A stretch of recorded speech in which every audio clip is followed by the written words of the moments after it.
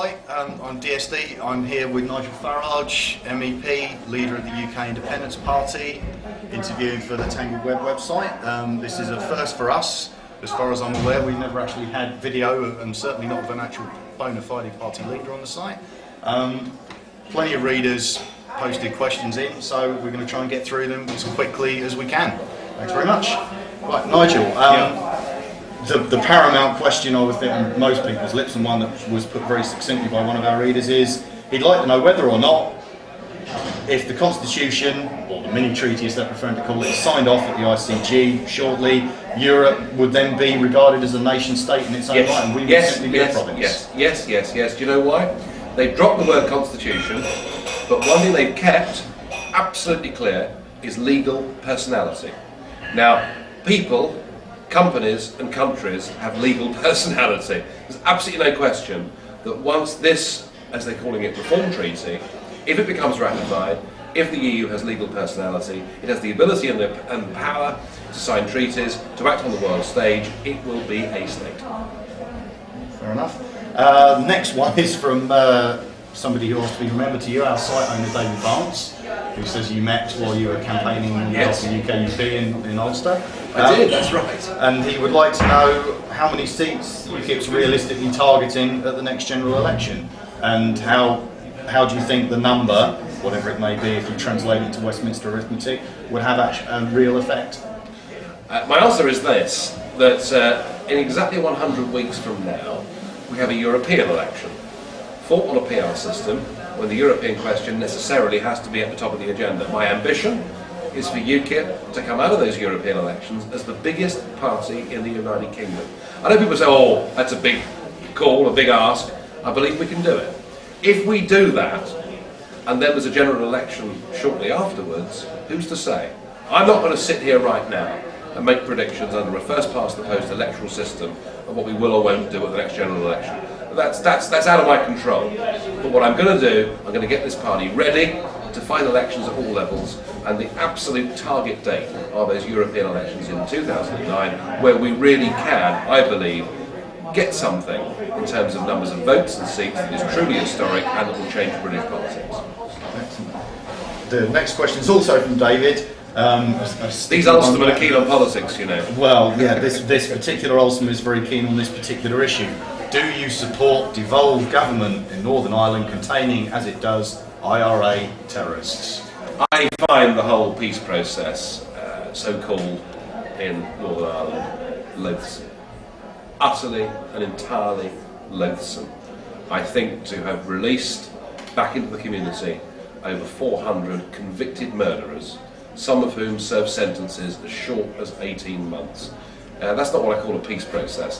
That's what I call surrender to the wrong-uns, you know, both on the Protestant and the Catholic side, and so I'm sickened by the whole thing. I'm very surprised that Paisley has been prepared to go into government with Sinn Féin IRA. I really am very, very surprised at that. However, on the bigger question of devolved government, do I support devolved government? Yes.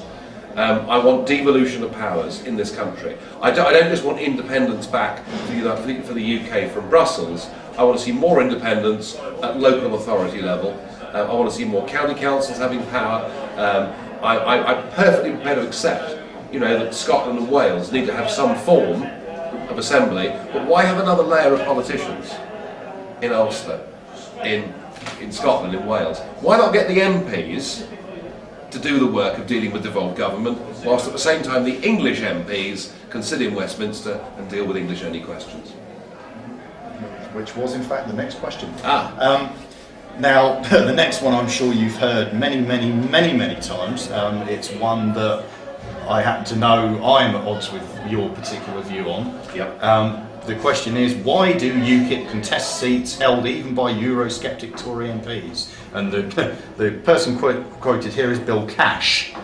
Now, I know that perhaps the questioner isn't aware of your view on the matter. Let's just get some terminology right here. You know, Eurosceptic. The word sceptic means inclined to doubt. I'm not a Eurosceptic. I never have been a Eurosceptic. I'm not doubtful. I'm absolutely certain. So the Eurosceptics, pure and simple, have actually done more harm to the debate than good by muddying the waters, by pretending that somehow we can reform it, bend it, shape it any way we want to, and get a different EU. That ain't going to happen. It's completely impossible. Nonsense. So I think the Eurosceptics must be opposed by us, because they're offering a completely false vision of what can happen. However, one thing has changed since the Maastricht Rebellion.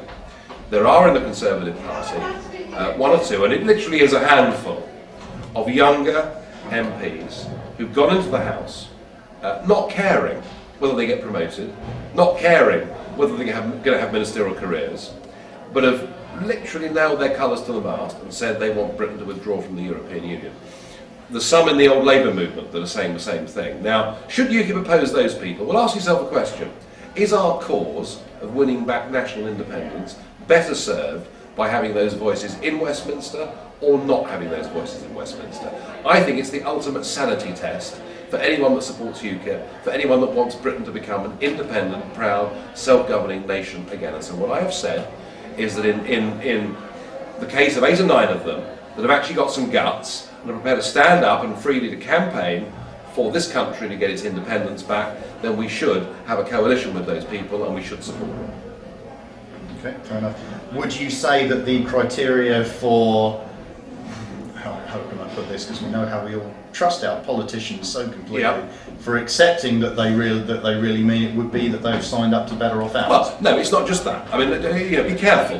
Look at the way I worded this. I said they had to be signed up to Better Off Out and to have shown a clear and consistent record of speaking out against party line, of being prepared to do themselves down in terms of their own career, and speaking out and saying what is right. So, I mean, I have qualified that. Yeah, okay, that's all right.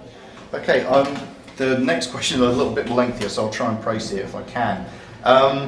Basically, it's a question about the apathy party. Yeah. How do we get people, as a political party, how does UKIP get people to go out and vote for a party who they feel doesn't have a chance of winning? How do they feel like voting UKIP makes a difference? What will you do to achieve that? Even when we had real politics, when we had the 79 general election, Thatcher against Callaghan, a real clash of ideologies and cultures. Yes. I mean, real politics, and we were still governing ourselves, best part in those days. Even then, there was 20% that didn't vote. All right, so let's assume that 20% are apathetic and won't vote, no matter what we do, what we say. However, there's another 20% that don't vote now, over the course of the last 25 years, and it's a huge mistake to say they're not voting out of apathy. It is not apathy, it is antipathy. They are not voting because they think that all 3 parties are a bunch of, bleep, bleep, bleep, bleep, bleep. Exactly. Absolute cads and rotters and bounders and all the rest of it. And that 20% are people who have political views, have ideas, and they're probably the best potential marketplace for UKIP to get votes of anybody. Well, I tend to agree. I'll sum this one up in 2 words. Kilroy Silk. Yes. Who's he? I forgot about him. The questioner would like to know, do you feel, on balance, that Kilroy Silk was a plus or a minus? Well, it's a bit like that question that was asked of Churchill when he was 85 or so, and someone asked him, they said, well, Winston, if you hadn't drunk so much through your life, perhaps you could have achieved more. And Churchill replied by saying, I have taken more out of alcohol than is taken out of me. And the UK Independence Party, with that massive boost in publicity, with the number of seats that we won, despite the trauma, and it was a trauma, that we went through afterwards, we've taken far more out of Robert Kilroy Silk than he's taken out of us. And the difference after Robert Kilroy Silk in that election is down in the local pub, if you mention the name UKIP, people know what it's about.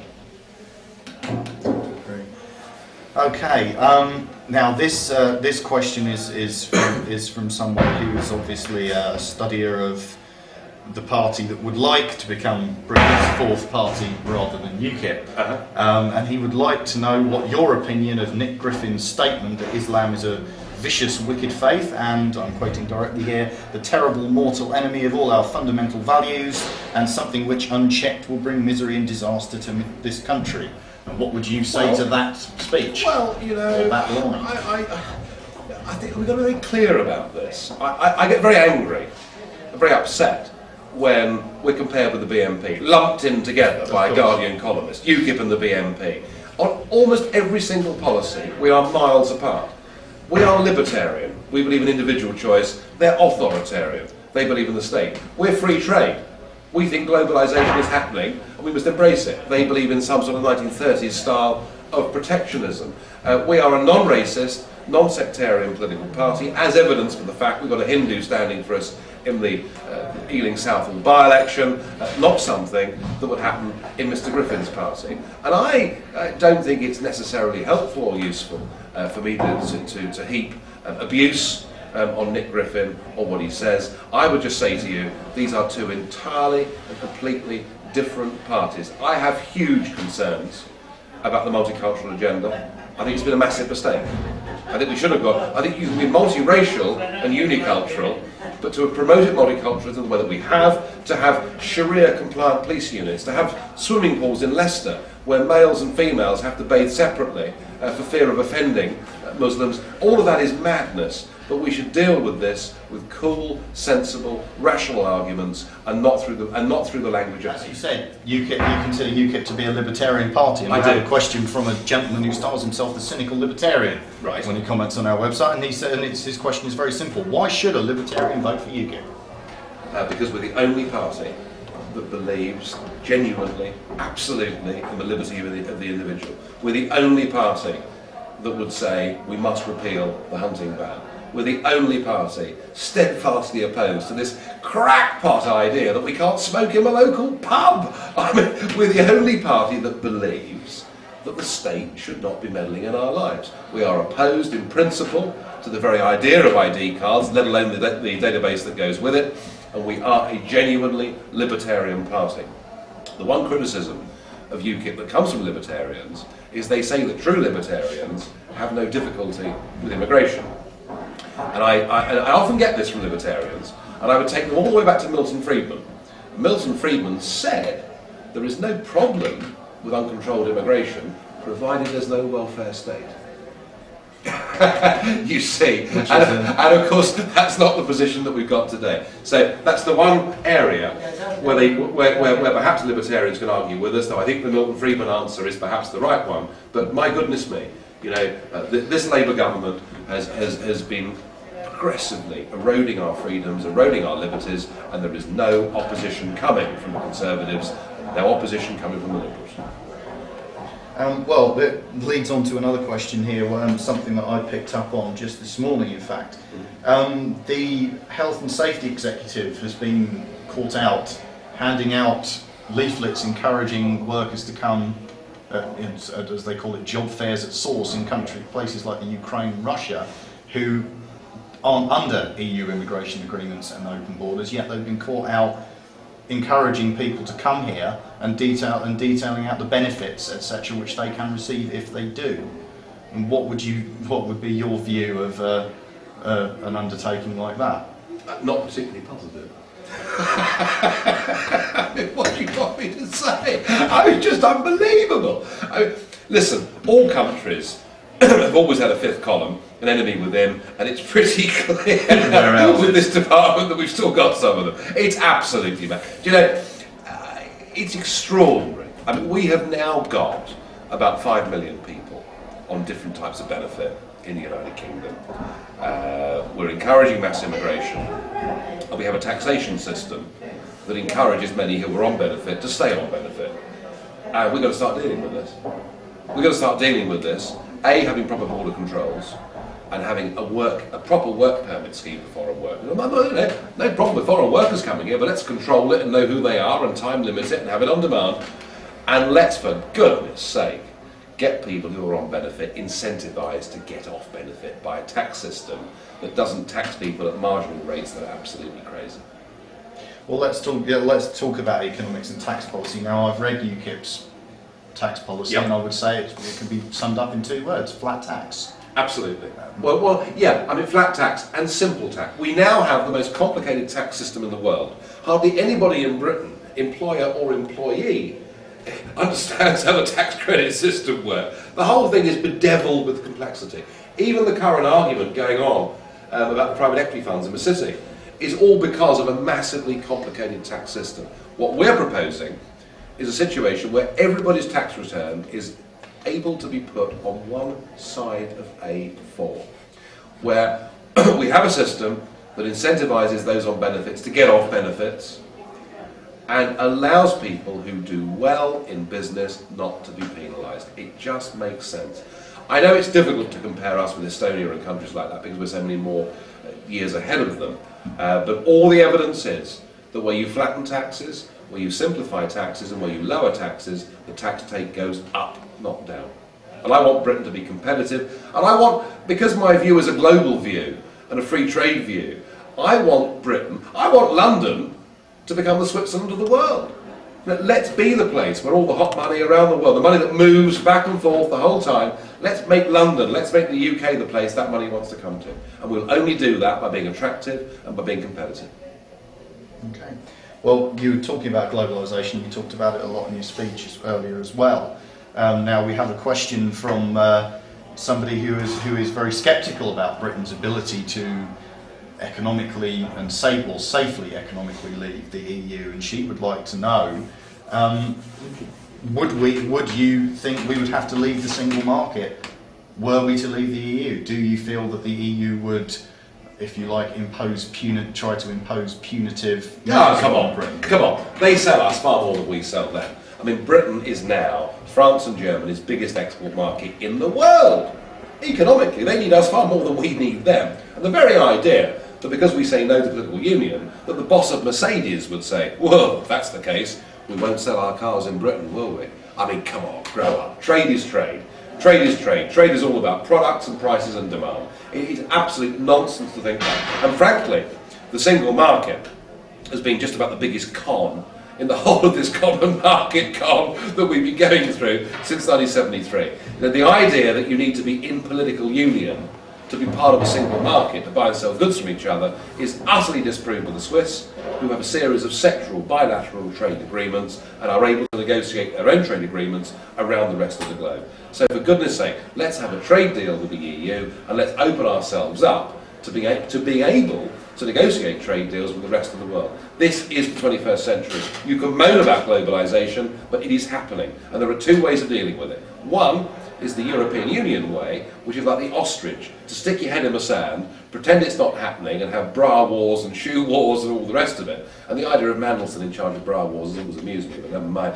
Or you can accept that it's happening and say, right, how do we adapt, how do we go with it? And one of the reasons that the UK has been successful over the years is we've always had a global reach, a global perspective, and we've always shifted, we've always adapted, we've always moved. I worked in the City of London for 20 years before doing this sort of job.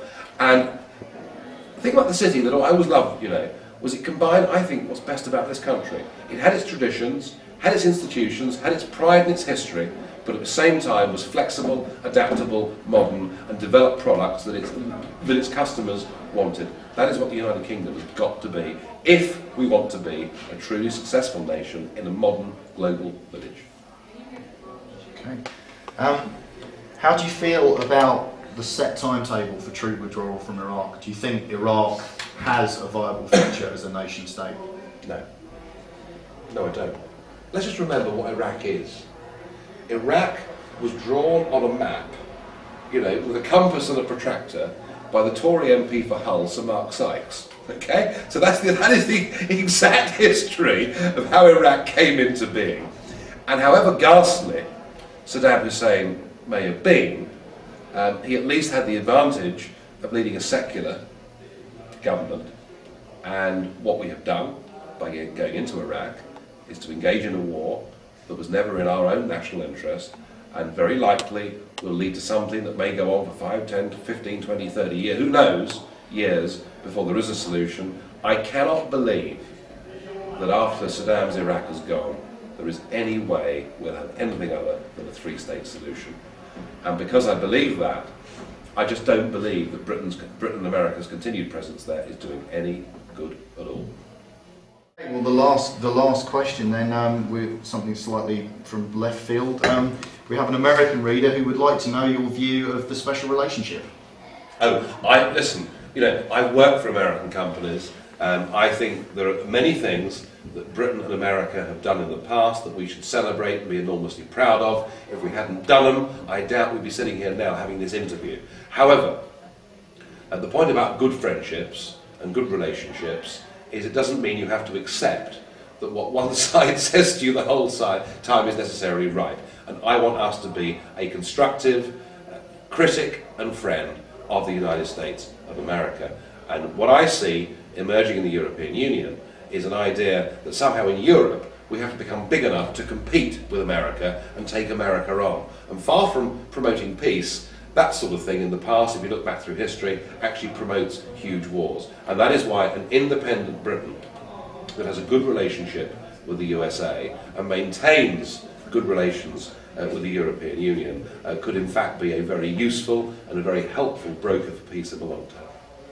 Okay, right. All right? Yeah, that's excellent. Good. Nigel, thank you very much indeed for your time. Good stuff. Not a problem.